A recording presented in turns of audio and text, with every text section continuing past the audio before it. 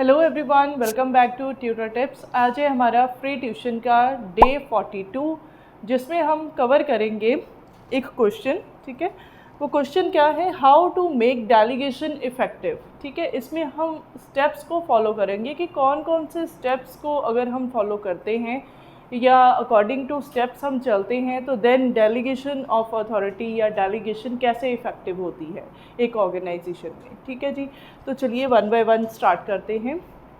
Firstly आपने पहले क्या है एक छोटी सी एक्सप्लेनेशन देनी है, देन उसके बाद आपने पॉइंट्स को लिखना है, एक्सप्लेन करना है। देखिए, the process of delegation of authority can be made successful and effective by removing the barriers in the way of delegation. ठीक है, डेलीगेशन में अगर कोई बैरियर्स आते हैं, जैसे हमने कल भी स्टडी किया था और मैंने आपको पहले भी बताया था कि समटाइम ऐसी सिचुएशंस आती हैं जब क्या है जो सुपीरियर सबॉर्डिनेट है उनके रिलेशंस अच्छे नहीं हैं, या जो सबॉर्डिनेट्स हैं वो क्या है रेडी नहीं होते एक्स्ट्रा रिस्पॉन्सिबिलिटी, या अगर उनको कोई एक्स्ट्रा काम दे करने के लिए वो लेने के लिए। ठीक है, या सम टाइम ऑर्गेनाइजेशन में वर्कलोड कम होता है। ठीक है, so many more things included in this. ठीक है, तो क्या है कि अगर हम इस तरीके के बैरियर्स को भी हटा देंगे, ठीक है, तो उसके लिए कौन कौन से स्टेप्स हैं जिनको हम फॉलो करके अपनी जो डेलीगेशन है उसको और ज़्यादा इफ़ेक्टिव बना सकते हैं। अब यहाँ पे ना मैंने एक छोटा सा डायग्राम बनाया है। ठीक है, ये यही क्लियर करता है कि ओवरऑल व्यू ऑर्गेनाइजेशन का कैसा है अगर एक अच्छी डेलीगेशन है। ठीक है, टीम वर्क कैसा है और क्या इफ़ेक्टिव लीडरशिप है, देन स्किल्स एंड कम्युनिकेशन। ये सारे के सारे पैरामीटर्स जो है बहुत ही इम्पॉर्टेंट हैं और इनकी इम्पॉर्टेंस है ऑर्गेनाइजेशन में, क्योंकि हर एक ऑर्गेनाइजेशन में अगर हम ये कहें कि ऑब्जेक्टिव्स को अचीव करना है, प्री डिटरमाइंड गोल्स तक पहुंचना है, तो देन उसके लिए क्या है ये सारे एलिमेंट्स जो हैं, ये सारे जो एस्पेक्ट्स हैं, इनका होना बहुत ज़रूरी है। और क्या है ये अगर इफ़ेक्टिवली वर्कआउट होंगे देन क्या है हमारी जो ऑर्गेनाइजेशन है या हमारी जो टीम्स हैं वो भी सक्सेसफुल होंगी। तो चलिए अब वन बाय वन पॉइंट्स को डिस्कस करते हैं।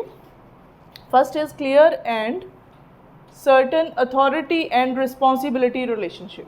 ठीक है, अथॉरिटी एंड रिस्पॉन्सिबिलिटी रिलेशनशिप वो भी क्लियर होना चाहिए। ठीक है, जिसके पास अथॉरिटी है उसको पता होना चाहिए कि मेरे पास अप टू सम एक्सटेंट कितनी अथॉरिटी है, and then side by side क्या रिस्पॉन्सिबिलिटीज़ हैं, कैसे मैंने आंसरेबिलिटी जो है मेरी अपने एक पर्टिकुलर ऑर्डर या एक जो मुझे मेरे सुपीरियर ने एक टास्क दिया है उसको परफॉर्म करने के लिए बनती है। ठीक है, तो इसमें ये सारी चीज़ें कवर अप होंगी। तो अगर क्या है अथॉरिटी एंड रिस्पॉन्सिबिलिटी दोनों क्या है क्लियर होंगी by we can say the side of superior also and subordinate also, तो देन क्या है वहाँ पे delegation of authority and delegation we can say effective होगी। उसके बाद है हमारा second point, selection and appointment of suitable person. अब अगर आपकी ऑर्गेनाइजेशन में according to your vacant seat, ठीक है, उसके अकॉर्डिंगली अगर आपको एक अच्छा कैंडिडेट मिलता है, स्किलफुल कैंडिडेट मिलता है, ठीक है, जो क्या है उस वर्क के लिए सूटेबल है, तो देन क्या है अगर आप उसको कोई एक्स्ट्रा टास्क दोगे परफॉर्म करने के लिए, देन वो रेडी होगा करने के लिए, क्योंकि उसको नॉलेज होगी कि काम को किस तरीके से करना है। उसके बाद है प्रॉपर कम्युनिकेशन सिस्टम। जैसे हमने कल भी पढ़ा था कि क्या है कम्युनिकेशन सिस्टम कैसा होना चाहिए ऑर्गेनाइजेशन में, प्रॉपर हायरार्किकल एक जो लेवल बना हुआ है अकॉर्डिंग टू दैट। ठीक है, स्टेप बाय स्टेप जो इन्फॉर्मेशन है थ्रू दी सिस्टम जो है वो वर्क होनी चाहिए। ठीक है, इनफॉर्मल वे। ठीक, उसके बाद है मोटिवेशन टू सबॉर्डिनेट्स। अच्छा, अब जो सबॉर्डिनेट्स है अगर वो अच्छा परफॉर्म करते हैं या जो भी आप उनको वर्क दे रहे हो उन्होंने क्या है प्रॉपरली अपनी रिस्पॉन्सिबिलिटी के साथ उसको निभाया है, अच्छे से वर्क जो है वो किया।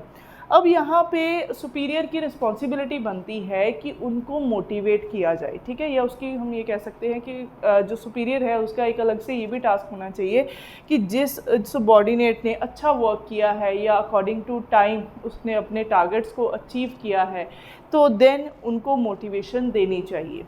ठीक है।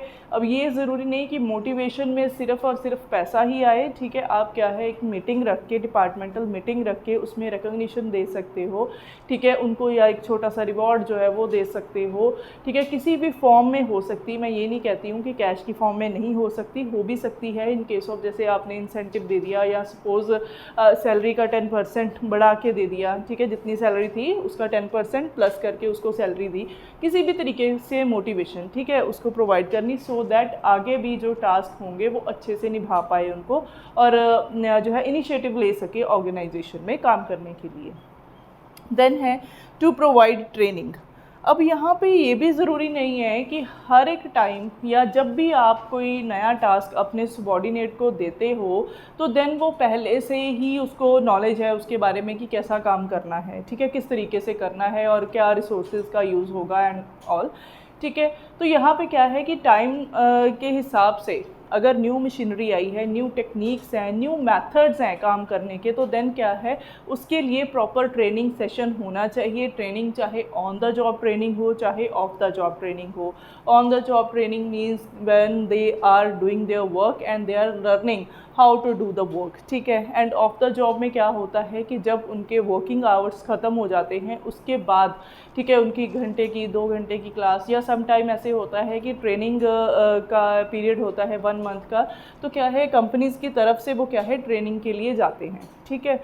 तो इस तरीके से तो जो क्या है कि ऑर्गेनाइजेशन की बेटरमेंट के लिए भी ज़रूरी है, और देन सबॉर्डिनेट्स जो हैं वो उनकी अपनी डेवलपमेंट भी होती है, ठीक है। जो भी इंडिविजुअल्स ऑर्गेनाइजेशन में वर्क करते हैं, अगर वो चाहते हैं कुछ नया सीखना, ठीक है, अपनी और जो पर्सनल डेवलपमेंट है वो भी करना चाहते हैं, आगे बढ़ना चाहते हैं, प्रमोशन लेना चाहते हैं, तो देन इस केस में क्या है ट्रेनिंग बहुत ज़रूरी है, ठीक है। अगर सपोज़ कोई भी न्यू मेथड या कोई भी नया तरीका या नई मशीनरी ऑर्गेनाइजेशन में आती है जिसका यूज़ कैसे करना है या किस तरीके से काम को किया जाए, उसकी नॉलेज को इंक्रीज़ करने के लिए। देन है proper control system. Proper control system में ये आता है कि जो हेड ऑफ़ द डिपार्टमेंट्स होते हैं वो बेसिकली क्या देखते हैं कि जब हमने टास्क दे दिया परफॉर्म करने के लिए, हमने सेट कर ले अपने ऑब्जेक्टिव कि कौन से पर्टिकुलर ऑब्जेक्टिव्स हैं इस टाइम पीरियड तक वो अचीव होने चाहिए, तो देन अकॉर्डिंग टू दैट क्या है फीडबैक लेनी है, पीरियोडिक मीटिंग्स करनी है, देन पता चलेगा कि हमारा जो कंट्रोल है हमारे सबॉर्डिनेट्स के ऊपर कितना है, ठीक है, और किस तरीके से वो काम करते हैं ऑर्गेनाइजेशन में, एंड कैसे वो हमारे अपने जो गोल्स हैं ऑर्गेनाइजेशन में उनको अचीव करने में कैसे हेल्पफुल हैं, राइट। तो ये सारी चीज़ें इसमें आएगी। उसके बाद है 7th point, reward for proper use of authority. अगर सपोज़ आपने किसी को टास्क दिया कोई भी काम परफॉर्म करने के लिए, अगर आप एज आ मैनेजर, ठीक है, एक पर्टिकुलर पोजीशन पे हो, आप अपने सबॉर्डिनेट को, ठीक है, एक पावर दे रहे हो डिसीज़न मेकिंग की, ठीक है, कि जो भी ये हमारे डेली रूटीन के जो भी फंक्शंस परफॉर्म होने हैं, ठीक है, उससे रिलेटेड जो डिसीज़न मेकिंग होगी तुम खुद करोगे, आपने उसको अथॉरिटी दे दी काम करने की।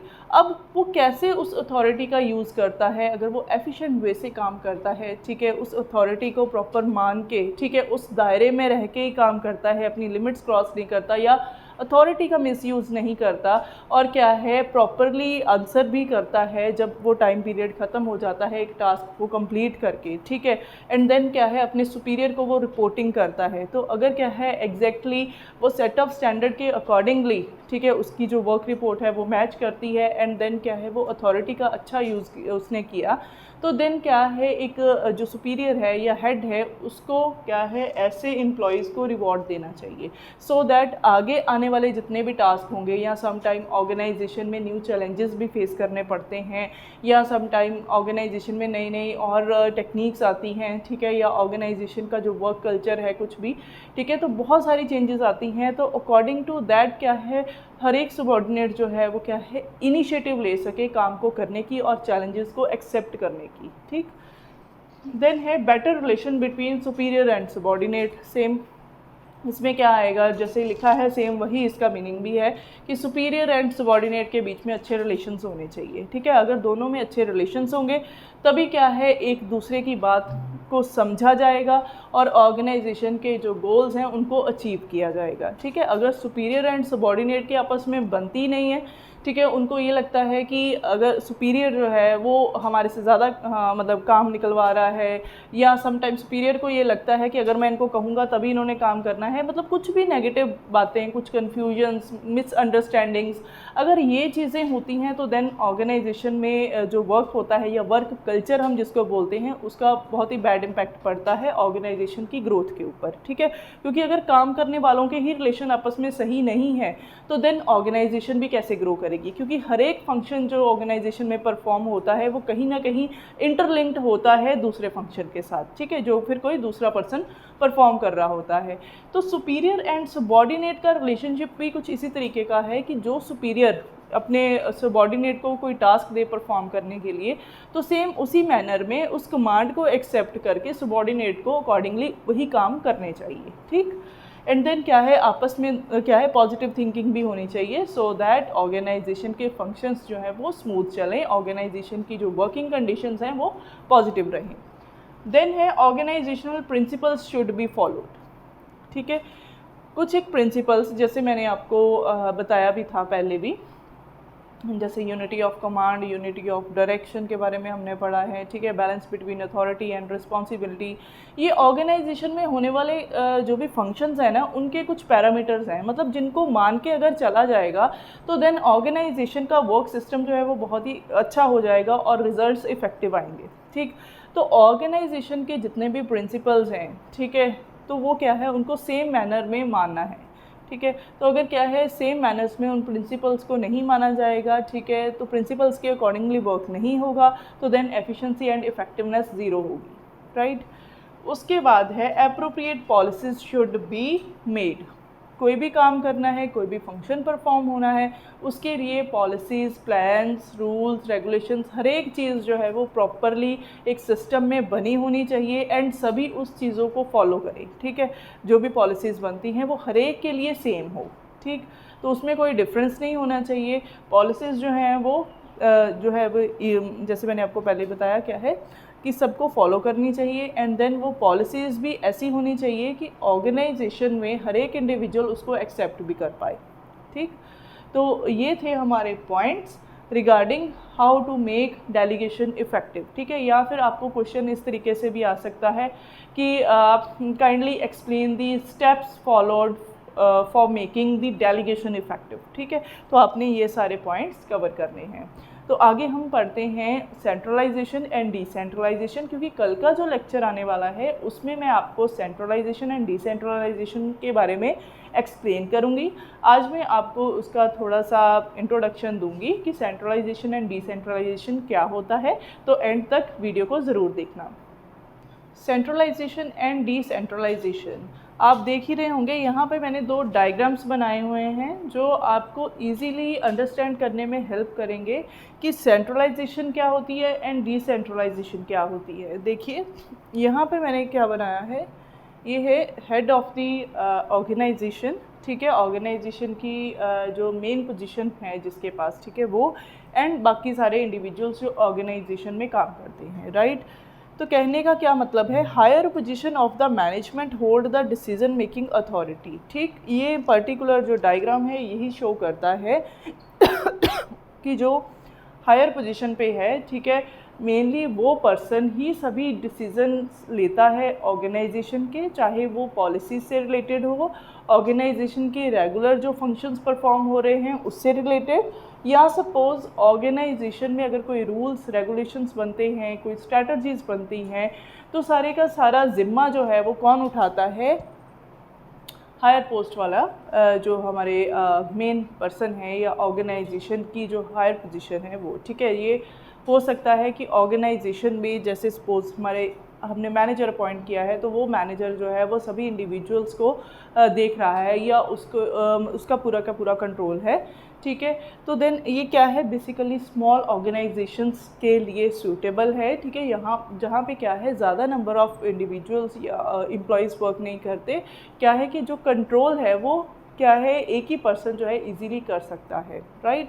अगर हम दूसरी तरफ देखें तो यहाँ पे क्या है, जो head of that particular organisation, ठीक है, जिसकी हायर पोजीशन है, वो क्या कर रहा है, अपनी जो आगे डिसीजन मेकिंग पावर है या अथॉरिटी है उसको डेलीगेट कर रहा है, ठीक है, अलग अलग डिपार्टमेंट्स के जैसे मैनेजर्स को आप कह सकते हो या इंडिविजुअल्स को, ठीक है, जो ऑर्गेनाइजेशन में वर्क करते हैं, ठीक। अब ये क्या कहते हैं, द डिवीजन और डिस्पर्शन ऑफ अथॉरिटी और decision making power in the whole organisation from top to the lower level, ठीक है, टॉप लेवल से लेके लोअर लेवल तक क्या है, जो एक अथॉरिटी है, एक पावर है डिसीजन मेकिंग की, वो क्या है, डिवाइड होती है, ठीक है। तो उसको हम क्या बोलते हैं, डिसेंट्रलाइजेशन।